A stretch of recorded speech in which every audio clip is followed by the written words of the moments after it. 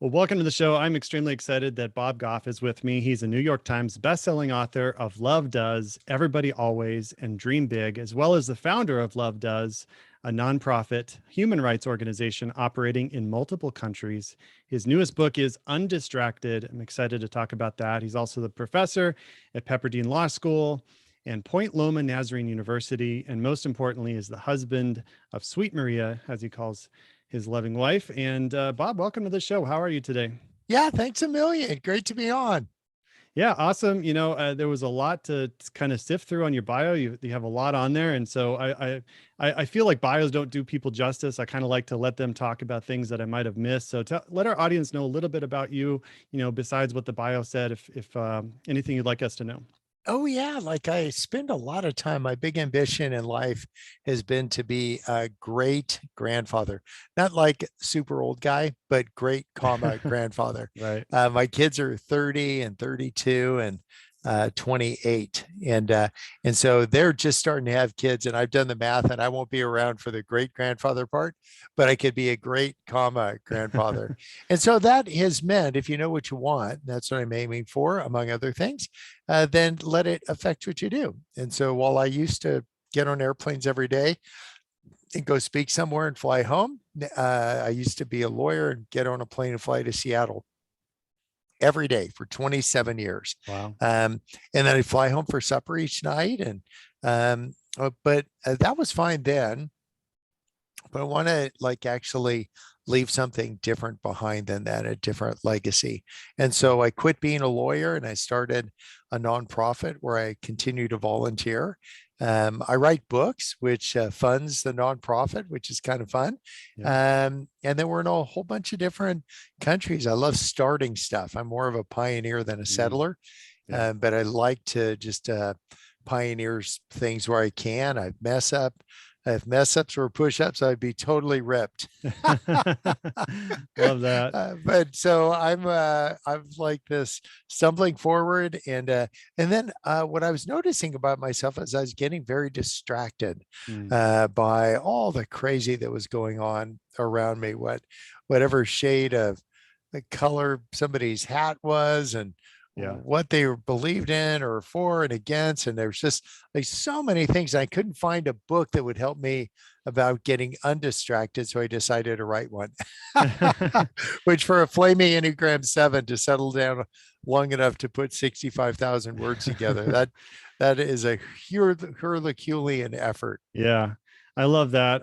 See a problem, fix a problem. And I think it's really important too, to kind of think about the legacy you're leaving, like you said. And I noticed that for me too. I was in retail management for 24 years. I say God delivered me from that because I really wanted more of a legacy. Like, what do I really want to stand for? Selling toilet paper and bleach lasted for a while, but at the same time, I didn't find fulfillment in that. And so I'm thankful God is using me now for ministry, for, writing books as well. And I really aligned with kind of the message you're speaking, because when I read your new book, and we'll talk about it more, but you talked about discernment, which is one of my hot button topics. You talked about keeping our eyes on Jesus every day, which is my devotional. And so I really loved reading your new book. And I would encourage everyone just to, plug into what you have going on, because you have a lot going on. You have a podcast as well. You say you're a recovering lawyer, which I love that on your website. But take me back just a little bit.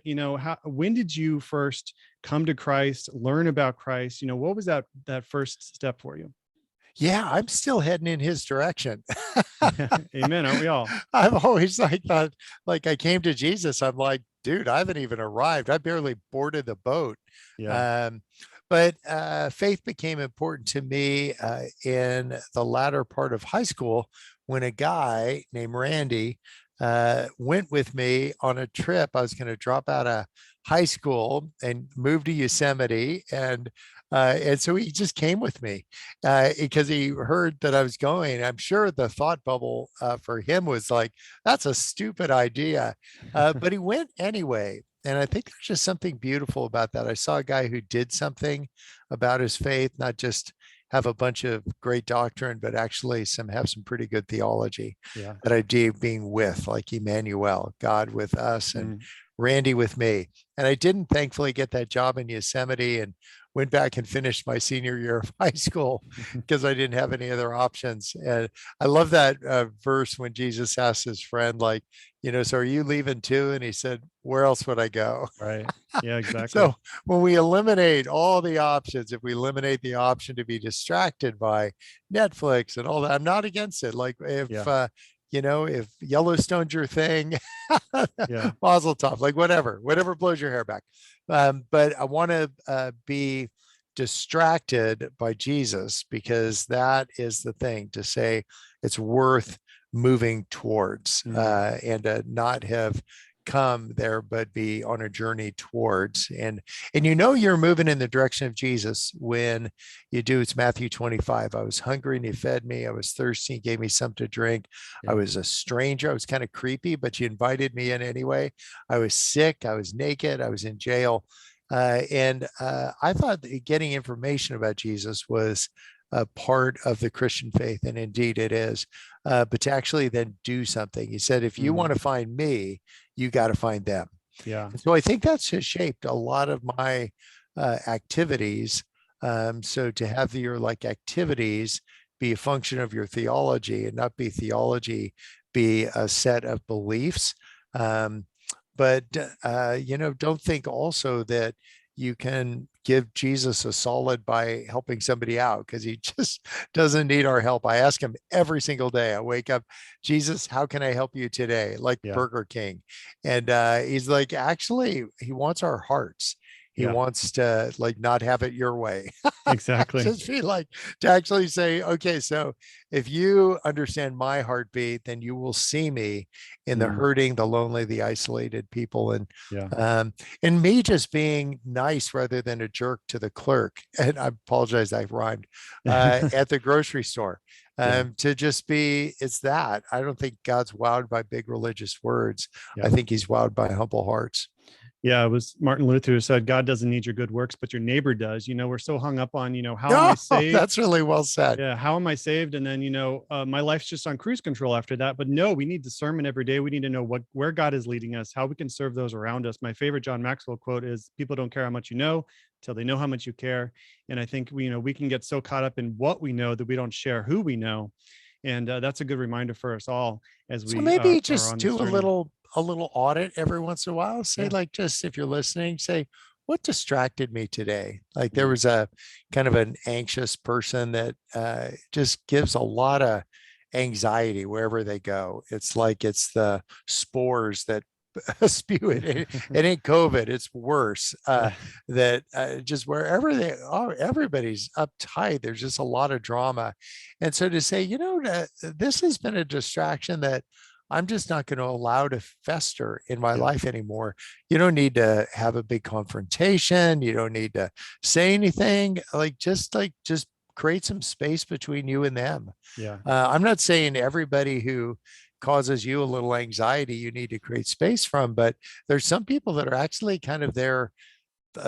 They have become toxic. It doesn't mean that they're toxic to you. Like peanuts are very attractive to me and toxic to someone else with a peanut allergy.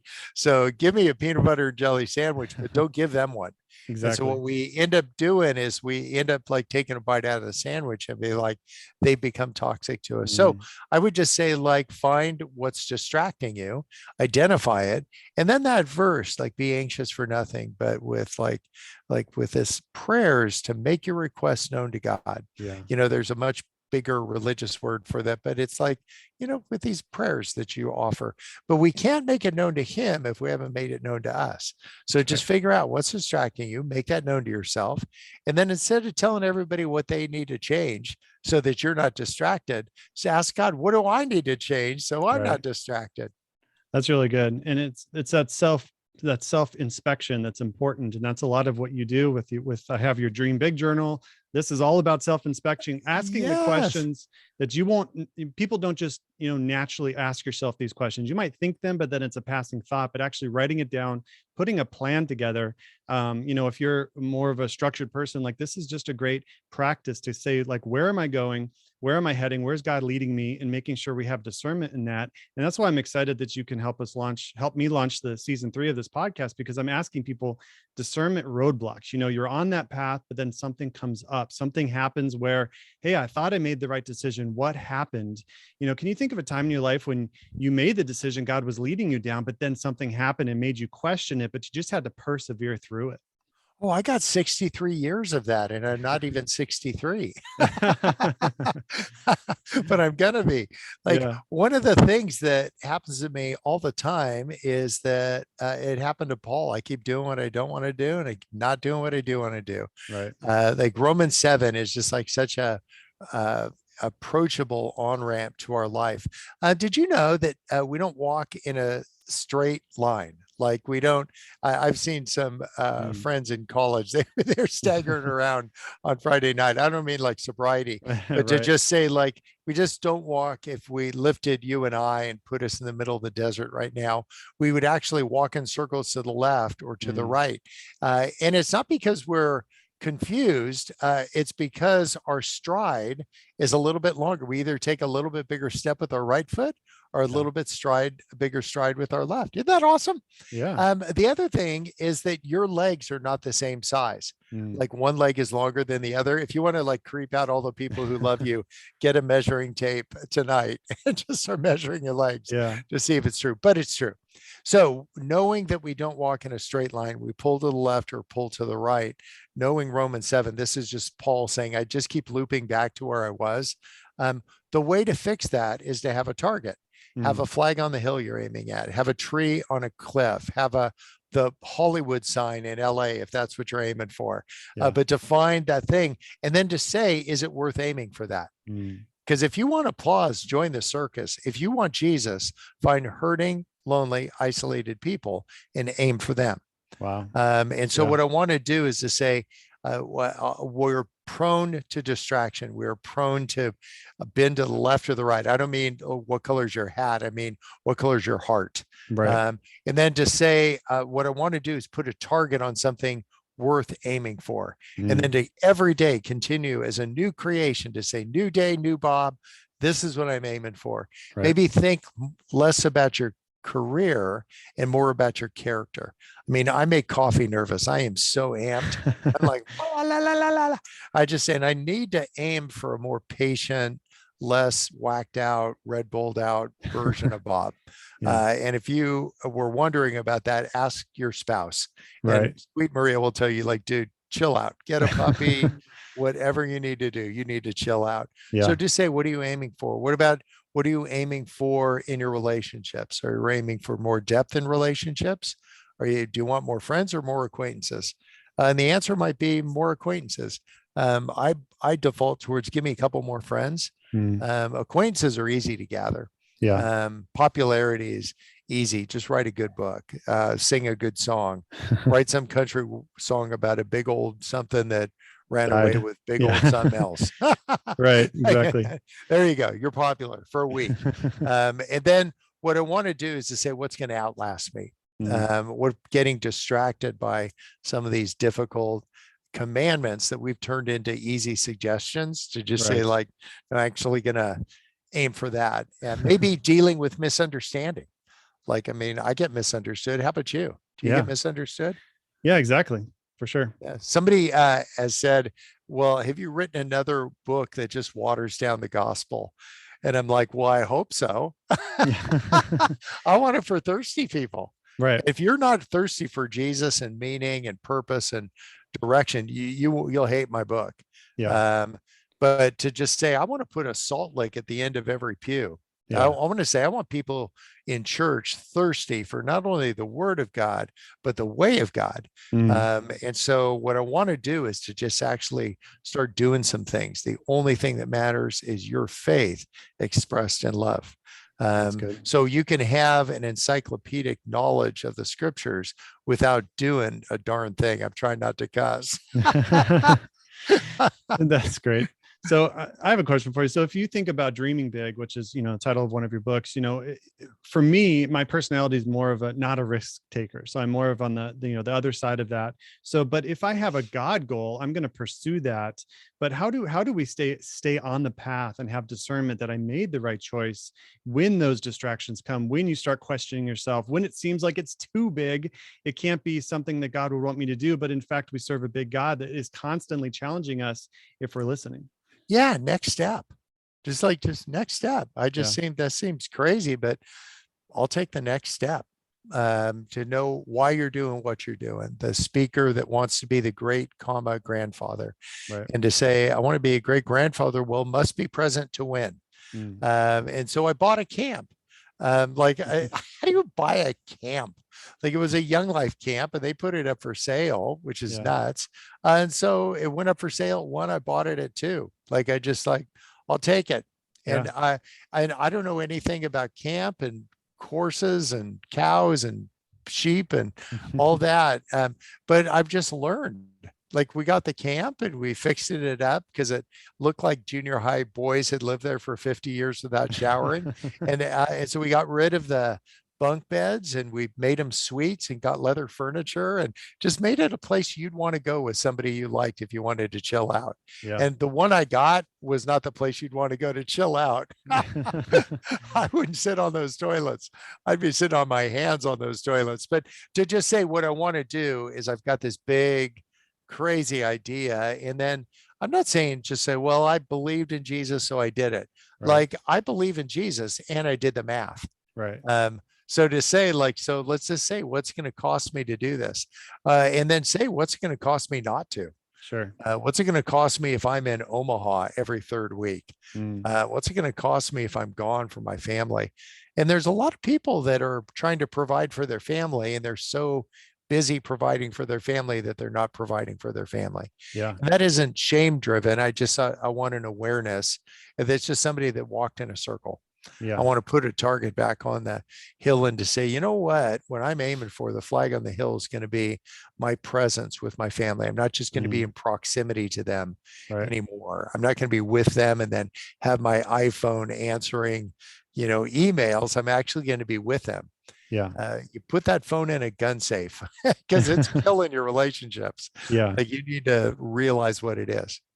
So with that, in your book Undistracted, you talk about how when we get off course, it's almost like the rumble strips on the road. I love that analogy because okay, I'm off course. I need to get back on course, and that's why you say fix your eyes on Jesus. That's what I talk about. That the Bible is filled with the fact that every day we need Jesus, and so don't get distracted. Don't once you go a week or two and you haven't been focusing on God, or He's not with you, you start to know it. You start to feel it. There's not that peace about you anymore. What are some ways that people can know when they're off course, do you think, that they can start to be aware of?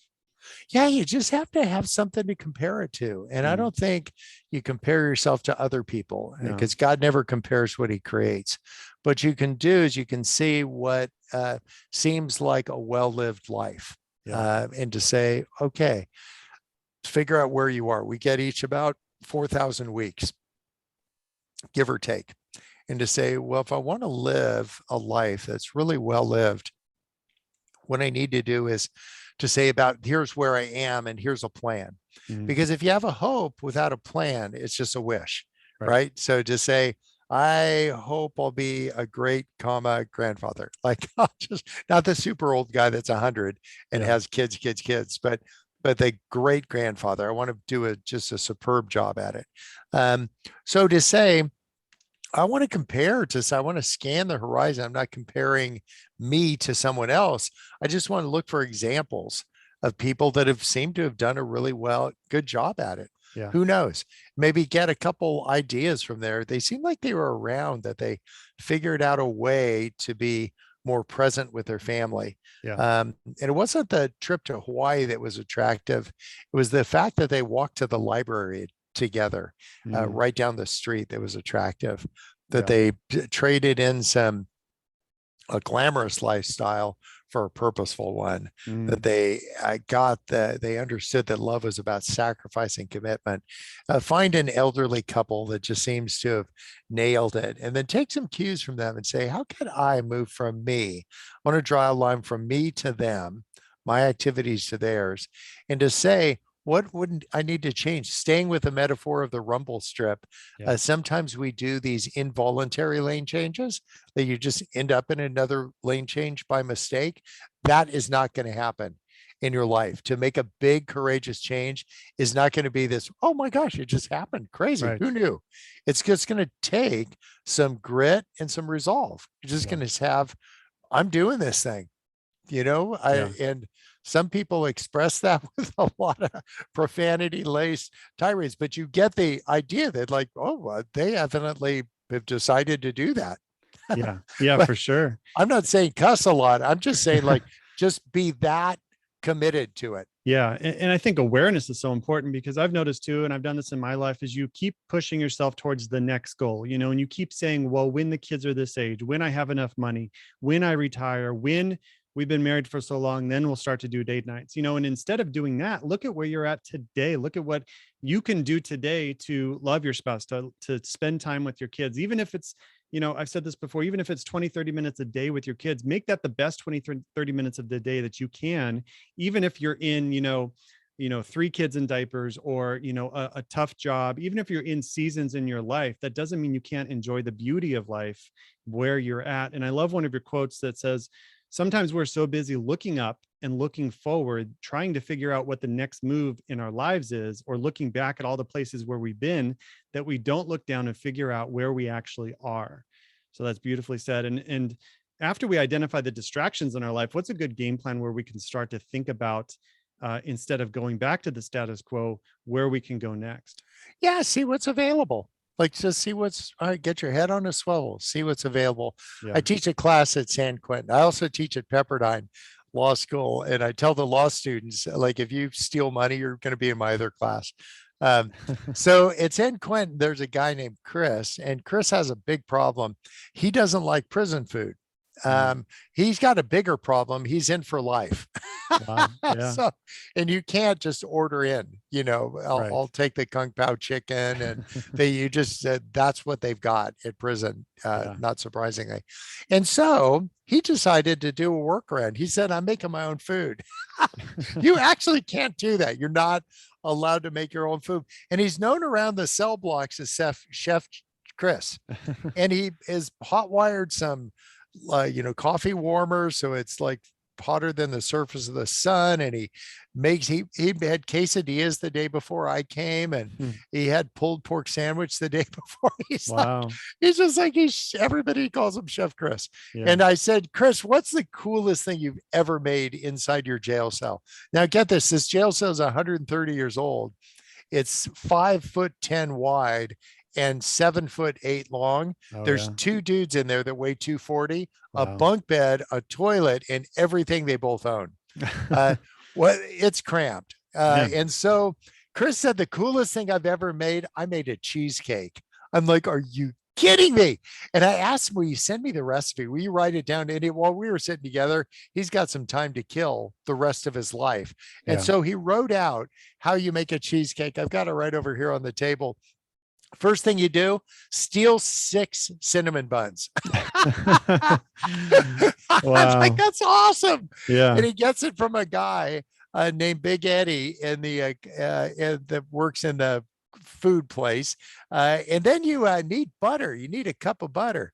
And you can't just like order in the butter. So he told all of his buddies, I need the butter so that I can make a cheesecake. And they each take that little rectangle of butter off their meal and they go. It's pretty nasty, but they take it in their hands, take it to Chris's cell and give him the butter. And once Wow. he's got a cup of butter, the last thing you need, 2 cups of cream cheese. And so fortunately, there's some men that get bagels and cream cheese there every day. And he buys 7 of those little cream cheese shooters, the kind you get at the airport, Yeah. 7 of those for $1. And 18 of those is 2 cups. And he takes the butter, he takes the sticky buns, he takes the cream cheese, and he molds it with his hands. You can't have utensils because you'll shank someone. And so Yeah. he molds it with his hands. And then last thing he needs, ice. I need to Wow. cool it down.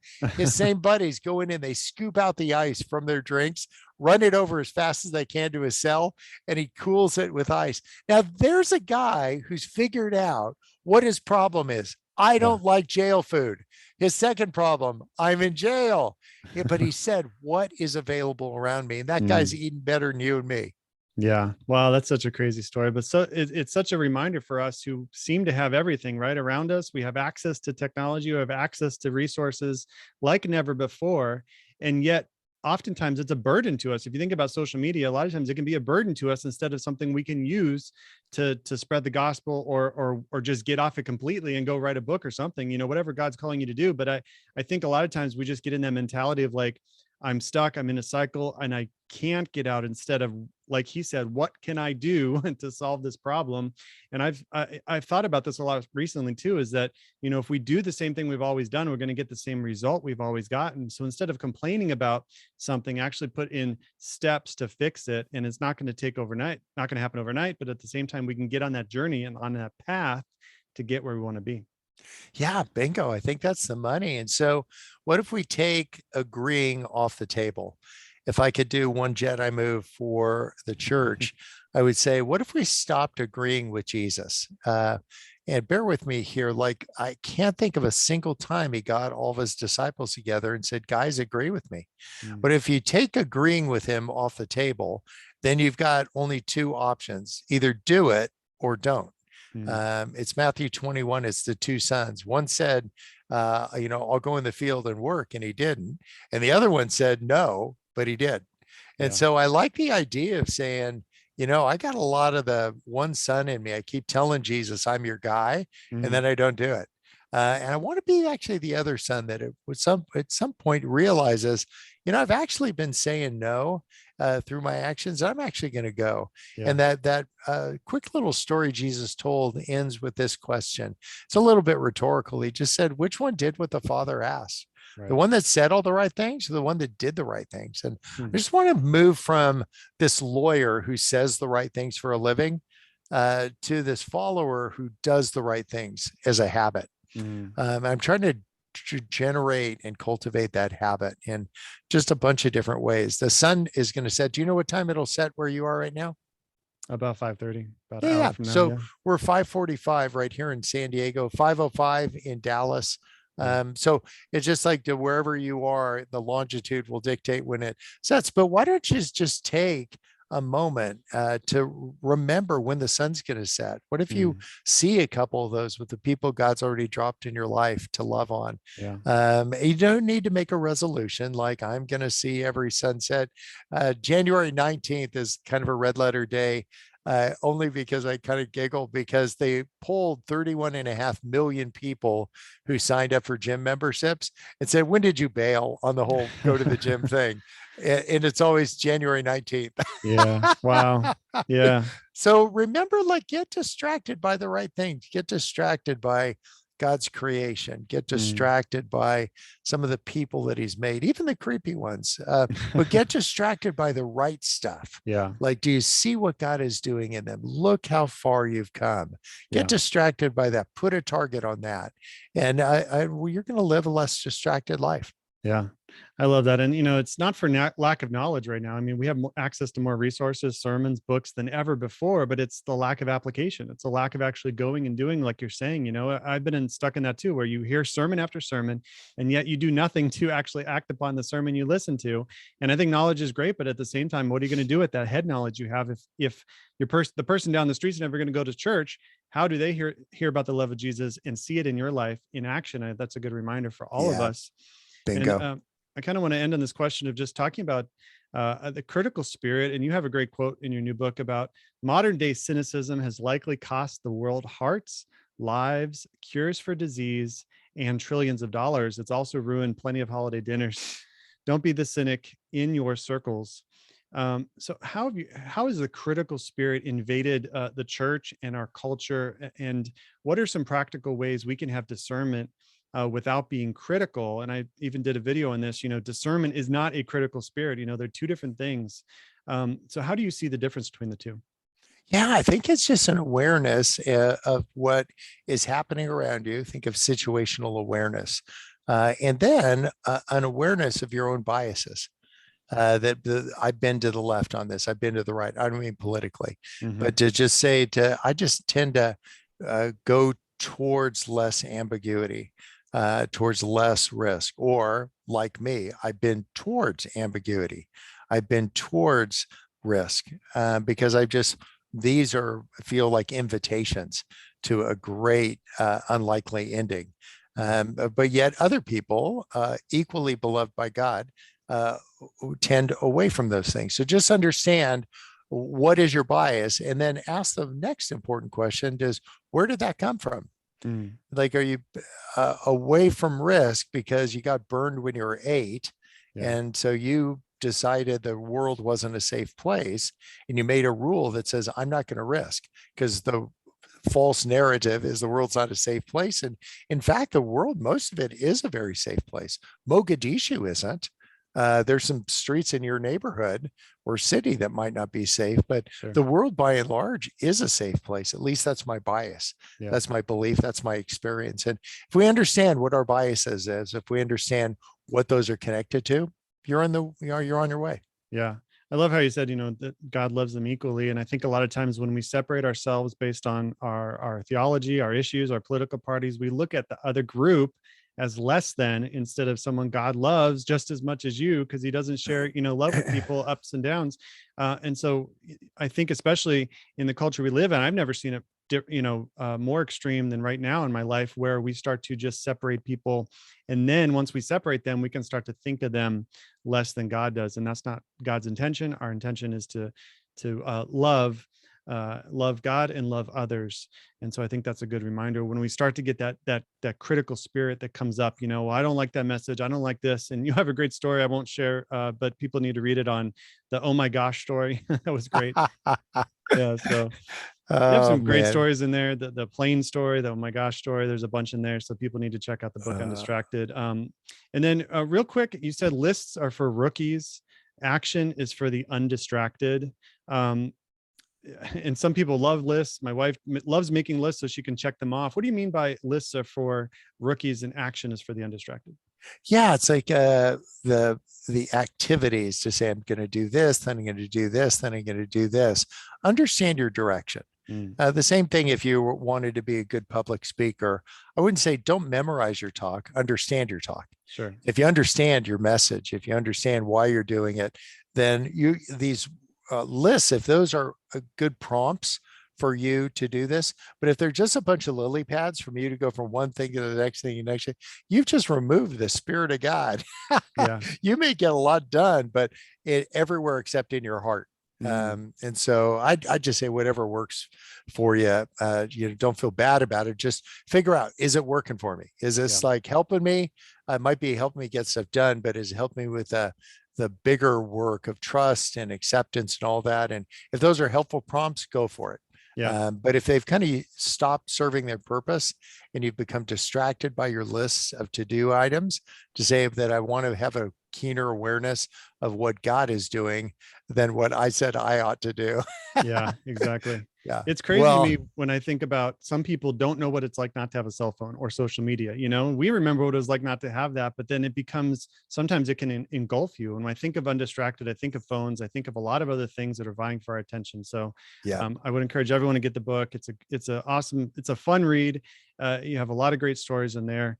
And Bob, thank you so much for coming on. If you let everyone know where they can get a hold of you and your new book.